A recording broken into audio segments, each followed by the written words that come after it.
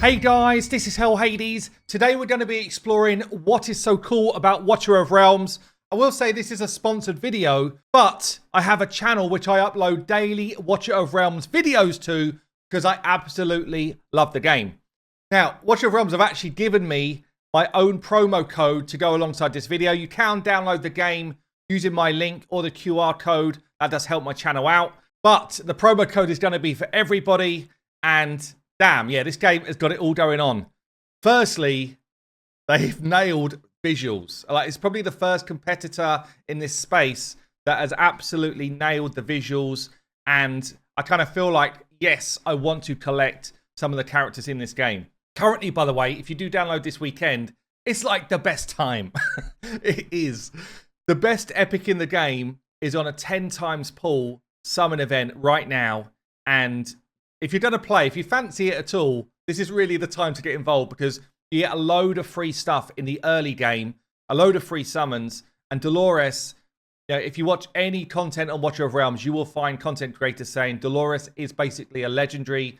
She's almost a must-have for endgame content, and she's a really, really cool epic. And as I say, she is on a 10 times chance to summon, which means something here because the champion pool is not hundreds and hundreds and hundreds of champions large. We've got like 107, I think 170 odd heroes in this game.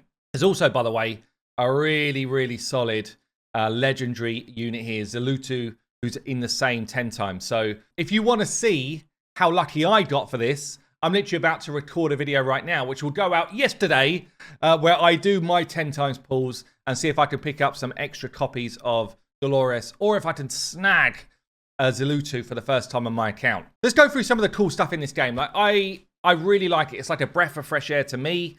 There's some really cool game modes. There's also some really cool visuals. I guess let's start with some heroes. This is my hero collection right now. You saw the kind of little cutscene there for Zelutu. For some of the heroes, they've kind of got these in. It's just like when you summon them in. I remember when I got Ajax here. It just feels sweet when they've got this kind of like legendary feel to the dude coming to your account. They don't do it for all the heroes. They're kind of adding more, but you know, it's just like as a one-off experience, it's absolutely insanely cool. I'm playing here on PC, by the way, but you can play mobile as well. Up to you guys what you want to do. But yeah, this is Ajax. When he came to my account, he's actually very rare legendary, so I was super lucky to pick him up. The Dragon Rider. But yeah, so they do this on a number of the different heroes, including some epics as well, like Mari's got one as well. But like, what's going on? We've got a kind of mechanics that you would understand. So, you know, like skill ups, star ups. They got a really cool quality of life feature where it's like, you know what, all of my fodder, quick star up, click, move to the next group, click, move to the next group. It's done. On to the next set. Click. All I need to have is enough experience pots farmed up, and it will just let me do it automatically. And then you're basically just getting a load of quality of life time save in your quick star up. This unlocks after playing for like about a day of campaign and stuff. So don't have it straight away from the start, but literally unlocks in no time at all. There's a really cool feature as well, which I love, that you can sell unwanted rares. So you sell them for diamonds, which you can then convert into summons or into stamina. So I could literally be like, all right, at the moment they're all selected, but I do want to keep this dude. It doesn't put any of the ones that you've put levels into in here, I think, because am I excluding it somehow? Not sure if I'm excluding it somehow, but you don't want to sell lords because lords are actually really powerful, even if they are rare. But then most of the rest of the rares you can just sell off. I do have a video talking about some cool rares to keep. There's a few to call out. Any lords keep. There is, they probably won't be on here. Decimus can be very cool. Coot can be very cool, but he's actually very obtainable through like the market and stuff. I'll talk about that in a minute. Navi is cool. And then there's one more called Autumn, who I just leveled out yesterday. Looks a bit like this, but isn't this. I'll show you in a sec. But yeah, anyway, you can just sell them off, dismiss, grab your diamonds, and then that's like 20 new pulls for me. Very, very nice. Thank you very much. Other things about the heroes, like so you get your kind of your base abilities or base skill set. You can see here top right. So you've got fighters who are basically like frontline units. You've got mages, backline magic damage, marksman, backline physical damage, and then you've got kind of like your healer class, your tank class. Just look at the visuals on some of these dudes. Honestly, great job, Watcher of Realms. Great job pushing yourself right into the mix of this genre. Honestly, it's really, really cool. Yeah, and that's your kind of like base, I guess, roles. But then each of the different heroes have got their own abilities that kind of like come alongside that. So you go into the skill setup, stuff that we would understand from this type of genre, honestly. Gives you a little playthrough of what their skill, their ultimate will do. And then you've got kind of like passives and general abilities. Again, like we would understand from playing Raid Shadow Legends. You have kind of like a gear makeup. It's not as complex as Raid, I will say. But there's some nice kind of synergies that you can do with the gearing. The promotion kind of makeup is how you kind of star up. Very accessible. I'm an early game player. I played for a month. And I'm able to do kind of like high-level promotion raids. Basically, what the promotions do is unlock new abilities or give you like stat boosts, that type of stuff. And then you've got Awakening as well, which is kind of like your dupe system in this game. So if you do pick up dupes, like this guy here, who's actually a freebie, is absolutely a beast of a freebie. Again, these can unlock either enhancements to your kit, or I'm just waiting on this last one here. It's going to give me like an HP regain, like a life steal. But yeah, basically, there is a cool dupe system in the game to give you a bit of longevity of the characters. Obviously, much harder to do that with legendaries, but epics I'm finding, this one's already awakened to 4 in a month. This one's awakened to 3. And have I got another one? No. And you get these extra kind of like awakening tools as well if you don't want to use dupes, but you want to use those. So I could use those and literally get her to awaken 5 straight away. So yeah, let's show you, I guess, a battle. Now, Watcher of Realms do a few things really well. Like, the campaign is genuinely enjoyable. It's a challenge. You go from normal to hard to expert. You kind of like flip from normal into hard because the early levels of hard are easier than the later levels of normal. And again, you unlock expert a bit early as well. Within the different modes, within the different areas, you've also got your kind of like experience farm in normal. So that's where you farm experience potions to use. You've got your gold farm for upgrading gear in hard. And then in expert, well, you just got a lot of tough stuff to do. But it's fun. Like, all of the levels are unique. So if I was going into a brand new level, I can see what's coming in terms of the heroes or the villains that I'm going to face, the enemies. I can see what their resistances are like, so I know what sort of abilities to bring, and I can see where they're gonna come in and where I've got kind of like places to play my troops. It is a tower defense game, but don't be put off if tower defense is not your thing, is what I would say, because honestly, it's just a strategic game. That's literally it. You can borrow a unit from your friends, so if someone's got a unit that you want to try out, perhaps you've got one and you don't know whether to level them out or not, you can literally bring one of them in and help you out. So I could bring in like Captain Reeve here as a tank, or I could bring in a damage dealer like Hatsu, one of the best in the game actually that I do not have. In fact, I will. And then it will just give me an extra boost to what I can do in this level. So you get this kind of like build up of cost in terms of laying down your troops, and you start to see where different enemies are going to spawn from. So we've got 21 enemies to kill. I see someone spawning over here. Sometimes it's a bit of a bait to go straight in for the one that's spawning, but sometimes I just take that bait, so we're going to do that.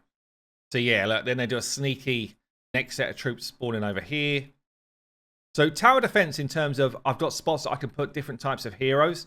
But as I say, strategic gameplay. Strategic gameplay is what I would call this out as. Oh, she is cheap. Okay. So what I'm trying to do right now is cover the 3 kind of like summoning areas with damage, so that I try and get to them before I even need my tanks. But then when you've got these little rodents running at you, you can just get a tank blocking the exit. This is actually a fighter rather than a tank. Quite often I use fighters instead of tanks unless it's like really high level stuff. And what I'm controlling, so I'm controlling where I put my troops down, and I'm controlling when they will use their ultimate. So I can pop Setram's ultimate here. I don't need it, but basically everyone's got a burst of something. Burst of damage or CC or, you know, all sorts of stuff going on. And that's the fundamental of the game. Now, this is just like a campaign level. As I say, each campaign level is unique. You bring different troops to different areas, so your squad needs to change up. Sometimes you will use different friend assist heroes because of that as well. Let's put down my Dragon Rider. Not that I need him, but just to show you what's going down. He's got like a defense break if anyone's near him. Yeah, and it's just a strategic gameplay. It's really fun, and it gets your mind working. So it's fresh. It's a fresh kind of like feel on this type of game.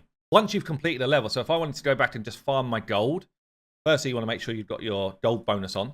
But you can then do an auto fight. So if you're like, I haven't got time to be progressing through new levels today, I just want to put a bit of farm in, I could say, right, how many am I going to use? It uses some of my stamina up, hit the auto farm, and on areas where you farm gear, you get this skill up called Power of Dominance. And what that does, it gives you 30% more damage than you had before, which means that you shouldn't really fail a level that you beat before. Because what it will do on auto is it's replicating exactly what I did on manual. So once you've beaten it, restart it, you're then able to kind of put down your auto, and it's doing what you did on manual. And then what it'll do is it'll just play through. Now I've got the kind of the equivalent of the raid pass. So what that does is it gives me 3.5 times speed. Love it. Also what it does, by the way, which I love even more, is it gives you the chance of additional drops. So for gold here, I got the chance to get additional gold drops. For experience, I get additional experience pots. When I'm raiding dungeons and I'm trying to get new gear, it gives me a chance of additional gear drops. It's really cool. Like, that's the sort of thing that I like about that raid pass in particular, or their kind of Watcher of Realms pass. It's not OP, but it's good enough to make me think I never want to have that off. That's like if I spend any money on the game, it would be on that. Like that's literally how it is. It's actually very good value because you've just got so much additional stuff going on. You can hit early completion if you kind of back to the game and want to play again, and it will just kind of like stop after that next level that you beat. And you see here, I was doing gold, yeah. So I got my gold and I got my additional rewards in my gold as well for having my pass on. PvP is kind of cool as well. I'll show you that in a minute, actually. Let's show you Guild Boss first. This is probably my favorite enemy that I'm fighting right now. Very similar to Raid Shadow Legends in that, you know, this is a really, really important area to farm. I do have a video which kind of like talks through a lot of the different mechanics and a lot of the different kind of like setup that you need on a daily basis. Again, if your guild beat the boss up, you get double chests. And Guild Boss is where you've got the chance to get like your skill ups and fat rewards, honestly. So I'm fighting at the moment, after a month, Nightmare 3, but I'm not max chesting it. And this is where I could hit auto fight and it will fight exactly the same as what I did yesterday. I do that on one that I can easily one key, but I'm trying to push on Nightmare 3. So obviously what you do here is you bring in your best squad and you put your best effort in. So I can steal or borrow. Oh, I got two choices there. I think I'm going to go here with Salazar. Salazar puts a bleed out there. Or I could... No, I think we'll go Salazar. You've got Lords here, which give your team bonuses, so that my Lords are kind of like ready to go. This Lord here in particular is very cool. I'll just put him out. Because... And you get a rare Lord like the one I've got down below, an epic Lord, and a legendary Lord for each faction. So rare Lords, even though I'm not going to put this unit down, still buffing my other team members of that Lord bonus. But yeah, you can see here, basically Lords give you attribute boost, but they also give you like some sort of passive. So for Nightmare Council here, every time you put down another one of this faction, that faction are gaining attack speed, which is very cool. Right, let's show you what's going on. So one of the 10 times heroes is actually in my squad here, Dolores. Is that epic that I was telling you about? Super good. Been trying to do what people are telling me and keeping her out of the mix, but honestly, she just dies. So it's not been working. They've got artifacts as well, which in terms of positioning mean a lot. It means a lot. Oh, let's put Dolores down.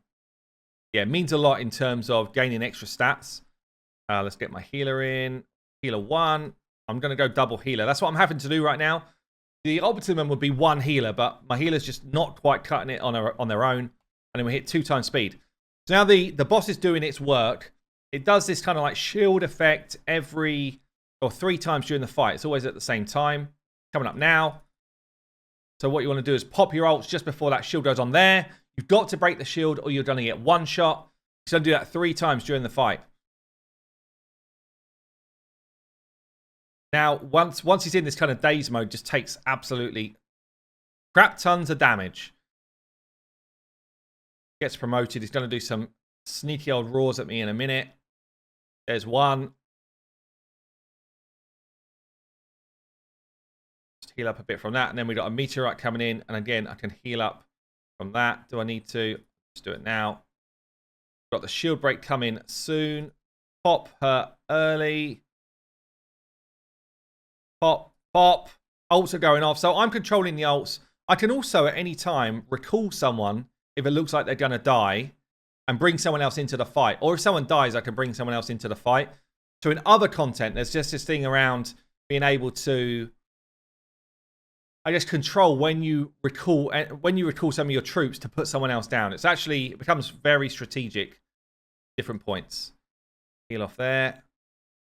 Got one more shield to try and break, and this is the hard one on Nightmare. Don't mind some of these going low to actually get a damage boost from going low. Right, we go popping ults. So we've got to break through the shield, which we've done. So now we're into like the final phase. Now it's all out damage. What I'm actually going to do is drop a healer at this point and bring in Ajax. He's going to give me the debuff on the boss, which gives me a bit of extra damage, but it does mean that I've only got one healer in the mix now. So probably people will die. I'm going to pop ults really whenever it makes sense to. Let's try and get extra damage down. Let's get heal away from my healer. Damage. Damage. We're running out of time. Let's go. Let's go. Let's go. Oh, people are going to be dead on this one. Oh, just about live somehow. I want to get over 4,200. This is my new record. The new record on the video. Oh, anyway. Yeah. It's fun. Like the guild boss stuff, super cool. And yeah, it's probably my most fun area of the game at the moment because it's like a real progression thing for me. I wanted to get over 4,200 because that just gets me to the next chess level. And bam, we did it in one key, which means I can go one key now, Nightmare 2, grab full rewards from that, and then I get a nice fat chest from this one tomorrow as well. So that is the guild boss. Damn, there's so much stuff I could talk about in this video. I got their kind of like faction wars, faction trial, so it's faction only stuff. We've got the gear raids, which are all challenging by themselves. I've started to put videos out on those. Each of them kind of gives you different types of gear drops, which is really important for progression. And yeah, I mean, there's absolutely tons of stuff in this game. Artifacts are another kind of like boost to your account. So everybody has got potential to have an artifact equipped. All of them give their own kind of like either passives plus stats. So this one, if you're within a one tile of someone else, you get an 8% attack boost. You level that up and upgrade it. There's real cool depth in this game. Yeah, it's actually very cool. So if you want to get involved, you absolutely should. Come and subscribe to my other channel as well, please. And you will get yourself some Watcher of Realms daily content drop in there. Don't forget, download using my link or the QR code. And you can also put yourself in this nice little code. I'm going to do it for the first time. Hades, Watcher of Realm 10. And you'll get yourself a nice little 100 diamonds to start. I've also done a video on other promo codes on the Watcher of Realms channel. I think there's like 7 or 8 active promo codes still going. Where you'll get yourself some summons and some other diamonds and stuff as well. So you absolutely should do that. Come and get involved. Thank you again, Watcher of Realms, for sponsoring this video and for getting me into this game. I'll see you later.